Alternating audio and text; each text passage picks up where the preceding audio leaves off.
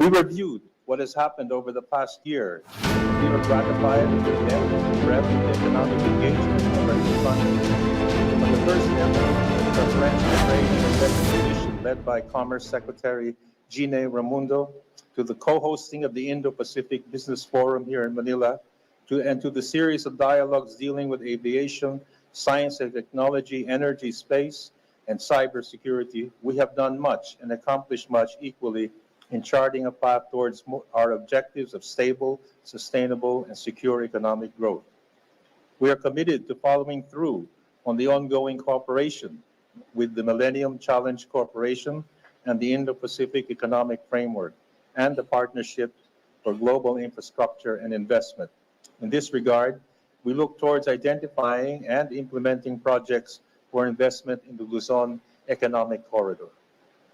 Finally, on people-to-people ties, we laud the work of the Philippine Fulbright Commission and the USAID in the harnessing of educational cooperation and development assistance. We are also excited about the ongoing work with the Millennium Challenge Corporation on a threshold program. Let me end by emphasizing that the Philippines will continue to uphold and protect the rules-based international order in the midst of a regional landscape that is significantly under stress. In our discussions, I have conveyed the situation in the West Philippine Sea and the South China Sea, and that it remains a priority to our government. In line with our treaty obligations, we discussed recent developments and committed to continue our work together in upholding Philippine sovereignty, sovereign rights, and jurisdiction.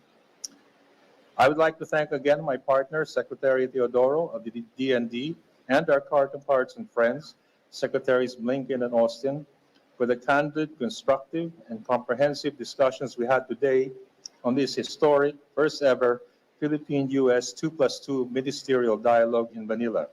I truly believe our discussions, and more importantly, our firm commitment to Philippine-U.S. relations undeniably demonstrates that our alliance is ironclad. Thank you. Thank you, Secretary Manalo. Secretary Teodoro, you have the floor. Good afternoon.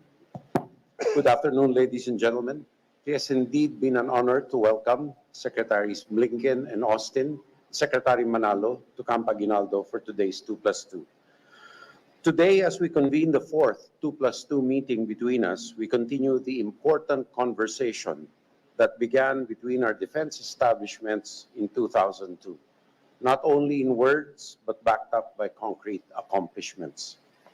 We thank the U.S. government for the continued assistance in building up our capabilities, which will provide a tremendous boost in order for us to establish a credible deterrent to unlawful foreign aggression.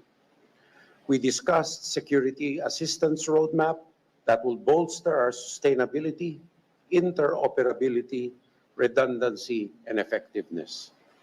We discussed ways and means of enhancing our cooperation and to ensure that the Philippines becomes an effective upholder of international law under a free and open global rules-based order. We will ensure more frequent and regular policy and operational coordination. We will also bolster maritime cooperative activities and expand coordination with Japan and Australia and other like-minded nations, not only in these areas, but in joint exercises and training as well, where applicable. We agreed to fully implement EDCA projects and to increase investments in EDCA-agreed locations. In this period of climate change uncertainty, this will certainly help our HADR efforts once these projects are completed.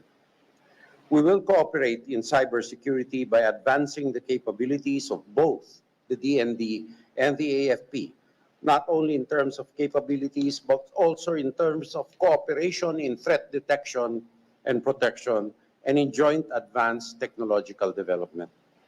We are optimistic that with robust cooperation in 4 dimensions, land, sea, air, and cyber, extensive interoperability both bilaterally and with like-minded nations, the U.S.-Philippine alliance will be a significant contributor to regional peace and stability under the regime of international law. Thank you. Thank you, Secretary Teodoro. Secretary Blinken, you have the floor. Thank you very much. And it's very, very good to be back in Manila. This is my third visit here as Secretary, my 18th trip to the Indo-Pacific over the last 3.5 years. But let me begin by first expressing condolences to all of those killed, harmed, displaced by the recent typhoon and flooding. I'm able to announce today an additional $1 million in assistance to help bring food, emergency shelter, logistics, and other aid to all of those who've been affected. I'm grateful to our colleagues, our friends, Secretaries Manalo and Teodoro, not only for hosting us, but for the very good, very productive sessions that we had throughout the course of today. It's very good to be here with my friend and partner, Secretary Austin. We were just together in Japan for 2+2. This is a reflection of President Biden's transformative leadership in the Indo-Pacific. Last year in Washington, President Biden and President Marcos set out an ambitious course for our partnership. And then in April, President Marcos was back in Washington with Prime Minister Kishida of Japan and President Biden to launch a historic trilateral partnership between our countries. As a result of these visits, but also the work that we're doing every single day, our relationship between the United States and the Philippines is the strongest that it's ever been. And today's talks built on that unprecedented momentum in a number of very concrete ways. Our armed forces are working on more shared priorities in more places than ever before. We're now allocating an additional $500 million in foreign military financing to the Philippines to boost security collaboration with our oldest treaty ally in this region. New steps to strengthen the alliance, once-in-a-generation investment to help modernize the Filipino Armed Forces and Coast Guard, our first bilateral security sector assistance roadmap, doubling our investments in the Enhanced Defense Cooperation Agreement. Both of us share concerns, and many other countries in the region share concerns as well, about some of the actions that People's Republic of China has taken, escalatory actions in the South China Sea, the East China Sea, and elsewhere. And this is something that we heard much about from our colleagues at the recent ASEAN meetings. Defiance of the 2016 Arbitral Tribunal decision, coercive methods being used in the seas. We welcome the provisional agreement, understanding reached between the PRC and the Philippines on the rotation and resupply at Second Thomas Shoal. And we were pleased to see that the first resupply mission subsequent to that understanding went forward without incident. It's very important that that be the standard, not the exception. And as I said to the Chinese Foreign Minister when we met in Laos a few days ago, China must uphold its commitments to not obstruct the Philippines in their resupply missions. We stand by our ironclad defense commitment to the Philippines under the Mutual Defense Treaty. That extends to armed attacks on Filipino armed forces, public vessels or aircraft, including the Coast Guard, anywhere in the Pacific, including the South China Sea. As you heard from Secretary Manalo, we're equally focused on our economic partnership, our economic relationship.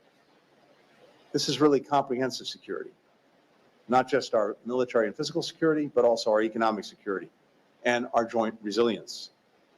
We have partnering and partnership on critical industries. The Philippines is a priority partner on semiconductor manufacturing. 20% of global assembly, testing, and packaging takes place here in the Philippines. Thanks to the CHIPS Act, we're finalizing collaboration to support the strengthening of Filipino capacity. We're focused on workforce development as well as on regulatory reform.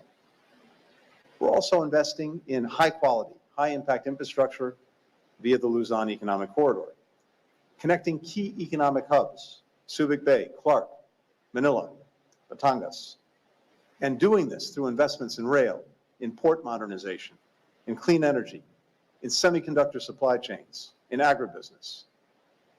As we lower logistics costs, as we strengthen supply chains for critical industries, that will continue to drive investment and growth and will be a benefit to all of us.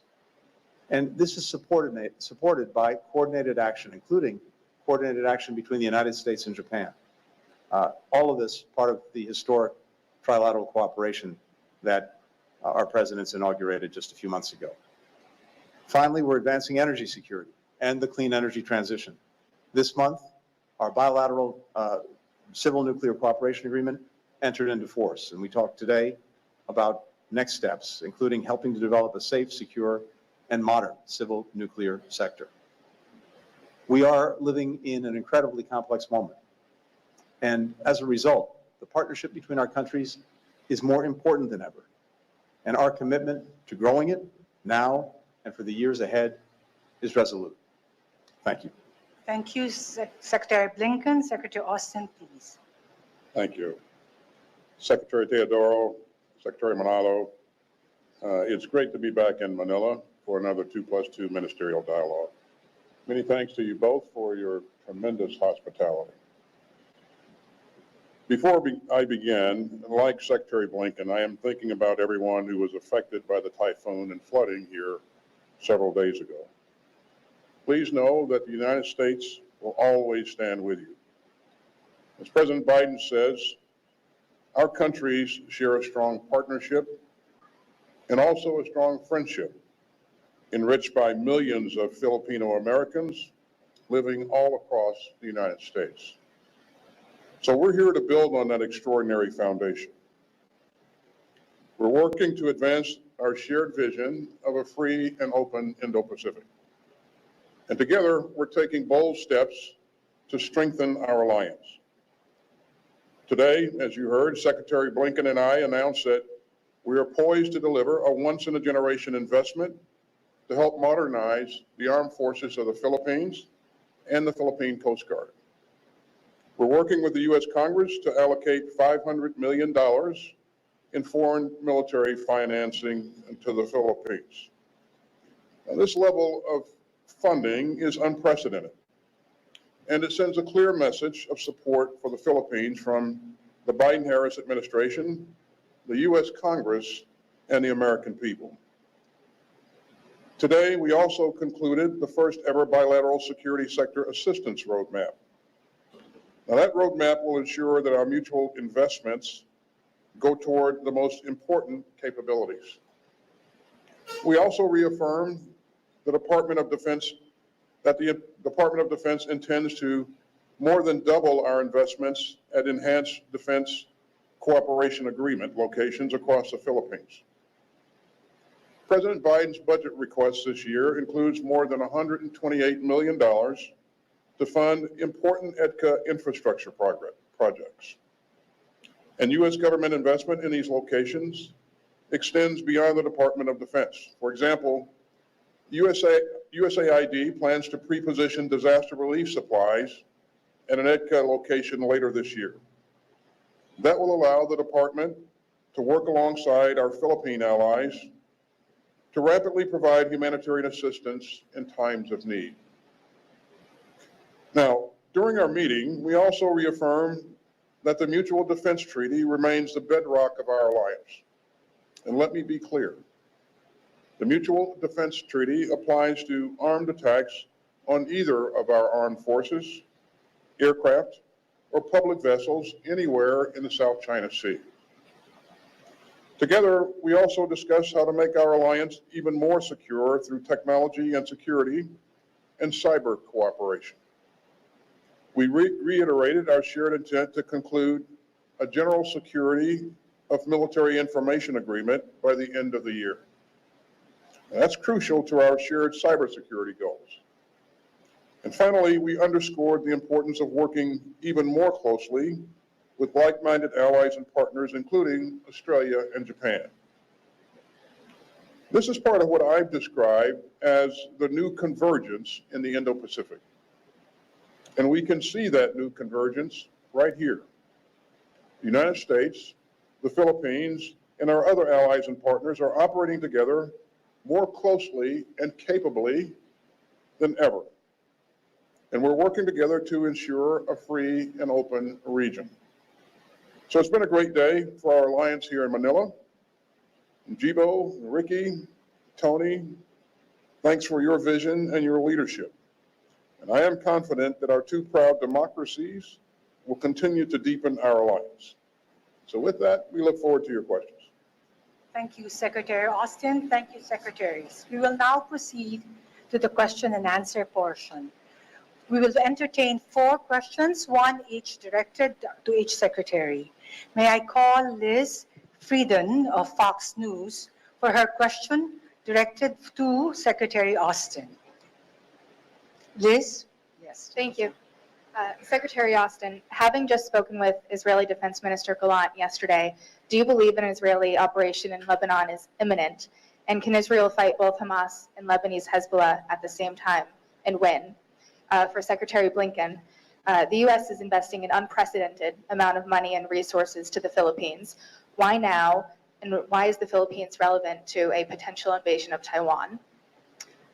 For Secretary Manolo, following your meeting with China's Foreign Minister Wang, he warned that U.S. intermediate range missile deployment could start an arms race with China. Do you think that you're starting an arms race?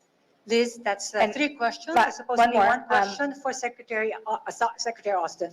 I I have will one more. deprive the others of their question. So please, we will leave it to that and we will see which questions will be answered. Yeah. Yes, Secretary Austin, please. Liz, thanks for your question. I believe that you asked whether or not a fight was between Israel and Lebanon, or Israel and Lebanon Hezbollah, is inevitable, or imminent, excuse me. I don't believe that while we've seen a lot of activity on Israel's northern border, we remain concerned about the potential of this escalating into a full-blown fight. And I don't believe that a fight is inevitable. I think that, we'd like to see things resolved in a diplomatic fashion. As to whether or not Israel can manage a war in Gaza and a fight in Lebanon at the same time, Israel will do what it needs to defend itself, and it's demonstrated that time and again. We've committed to helping Israel defend itself for whatever it takes, and certainly that's not a scenario that we'd like to see occur. We'd like to see things resolved in a diplomatic fashion going forward. And Liz, with regard to the foreign military financing, as you know, the Philippines has actually long been one of the largest recipients of foreign military financing in the Indo-Pacific, but the very significant additional investment that we're making in FMF, the $500 million, this is really designed to support the modernization of Filipino forces, Coast Guard, as they transition to focus on external defense. We're building on a lot of progress the Philippines has already made to be better positioned to defend their sovereignty. That is what this is about. And more generally, with regard to Taiwan, both of us, and for that matter, virtually every country in the region and countries around the world, are determined that we see the status quo maintained, that we preserve peace and stability. That's where our focus is. I think there's a recognition around the world that were there to be some kind of crisis on Taiwan, it would affect everyone. It would have global impact. We have 50% of container traffic going through the Taiwan Straits every single day, 70% of the semiconductors manufactured on Taiwan. So there's a recognition around the world that were there to be a crisis there, everyone would be affected, which is exactly why all of us are focused on trying to make sure that peace and stability is preserved, that the status quo is maintained. And finally, I just say, the alliance that we have with the Philippines, this long-standing alliance, there's a critical word that applies to it. It's a defensive alliance. We are about making sure that all of us can protect and uphold our sovereignty, our territorial integrity, freedom of navigation, freedom of commerce, which is so vital to everyone in this region. Thank you. I wasn't able to hear the last part of your question, but I get the gist. Regarding the supposed reference of Foreign Minister Wang Yi to the missiles, all I can really say is that first, these missiles are meant for our own defensive capabilities, our own ability to improve our defensive deterrence, and they're not meant for any offensive purposes. So I really can't see, on that basis, how it would lead to an arms race. Thank you, Secretaries. The next question should be raised by Simon Lewis of Reuters. Simon, you have the floor. Thank you. If you don't mind, I would like to put some questions to some of the different officials rather than just Secretary Blinken. Secretary Austin, just to follow up a little bit on the question about Lebanon, the U.S. defended Israel when Iran fired missiles at it in April. Are you prepared to similarly defend Israel if a full-scale war breaks out with Hezbollah in the north? To Secretary Teodoro,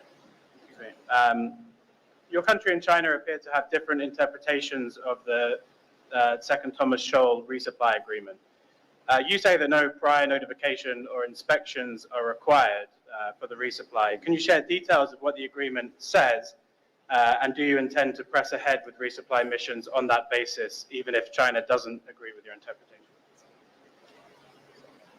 Thanks, Simon. You mentioned the actions that we took along with other allies in the region to help defend Israel in April. And I have to take this opportunity to applaud the tremendous work that we saw from our troops and also our allies that came together in a very short period of time and did absolutely magnificent work, in my opinion. So your question is, if Israel is attacked, will we help to defend Israel? If Israel is attacked, yes, we will help Israel defend itself. We've been clear about that from the very beginning. But again, we don't want to see that happen. What we want to see happen is things resolved in a diplomatic fashion. Secretary Teodoro. On the gist of the talks made with China, I will defer to the Secretary of Foreign Affairs. However, suffice it to state that we will conduct regular and routine resupply missions in accordance with our duties under the Philippine Constitution and our responsibilities to our country. Thank you, Secretary Teodoro. Yes, we will, of course, continue our resupply missions. On the issue of notification, I think the more accurate term is exchange of information, which is exactly what we did with China. And both of us. And the fact that the supply was a relative success, I think, indicates that it's something that we are committed to pursue in succeeding supply missions, provided, of course, China also adheres to the understanding. Thank you, Secretaries. Can we now call on Nestor Corrales of the Philippine Daily Inquirer for his questions? This question is for Secretary Teodoro. Secretary, how will the 500 million in military funding, including the 128 million for EDCA investments from the U.S., help address Beijing's aggression in the South China Sea? And what will be the priorities under this funding? Well, the priorities will be laid down in the security sector assistance roadmap.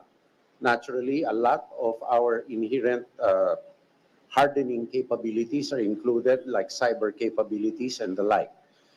These and all the EDCA investments will serve to secure the Philippines' credible deterrent posture.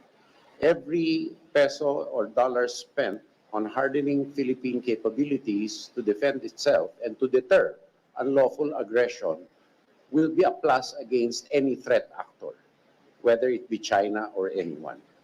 So the EDCA investments are not only solely for defense purposes, but are also for civil defense purposes like humanitarian assistance and disaster response. They can be venues for joint cooperation and interoperability between the United States and the Philippines, and multilaterally with like-minded nations. And likewise, they will serve also as venues for economic development, like Secretary Austin had said, with the USAID.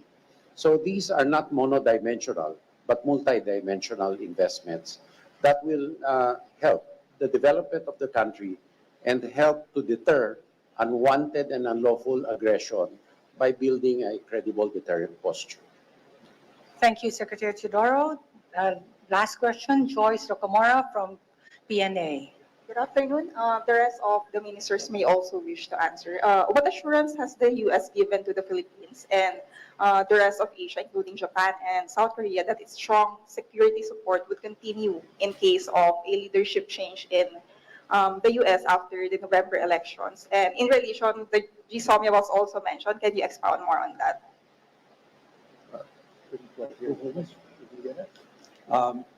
It's addressed to, you're addressing it to all, Yes. to all. Well, I can just, I'm happy to start simply by saying that, of course, elections are a regular feature of our democracy. What's also a regular feature is a strong, long-standing alliance between our countries. And that doesn't change from election to election. We have a mutual defense treaty that the United States is committed to. That commitment will endure, again, irrespective of administrations. And this has been a long and powerful story in our history. It will continue. I'll just tag on to that and say that, you know, we see and have seen and will continue to see bipartisan support for the Philippines in our country. And anytime that you see that level of bipartisan support in our government, you can bet that support will continue in good fashion.